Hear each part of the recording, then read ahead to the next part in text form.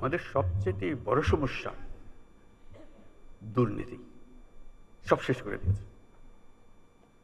স্বাস্থ্য মন্ত্রণালয়ের একটা কথা শুধু বললাম, একটা উদাহরণ, এই উদাহরণ সর্বত্র। যে কোনো পরীক্ষায় আপনারা দেখবেন বাংলাদেশ দুর্নীতির তালিকায় সর্বনিম্নে।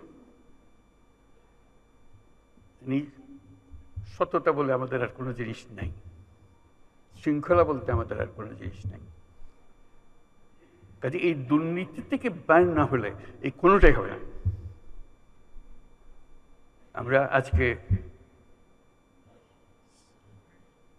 অ্যাডমিনিস্ট্রেটিভ সার্ভিসেসের সমিতির সম্মেলনে এসেছি। কাজে এই দুর্নীতি কোথায় আছে, কিভাবে আছে, তাদের অজানা নয়। এবং এটা ছাড়া, এটার থেকে উদ্ধার পাওয়া ছাড়া বাংলাদেশের কোনো গতি নাই। এটার থেকে বের হতেই হবে আমাদের।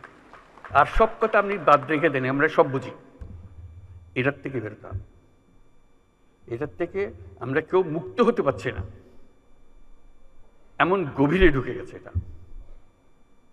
এবং আমরা যত বক্তৃতাই করি, এটা অসার বক্তৃতা।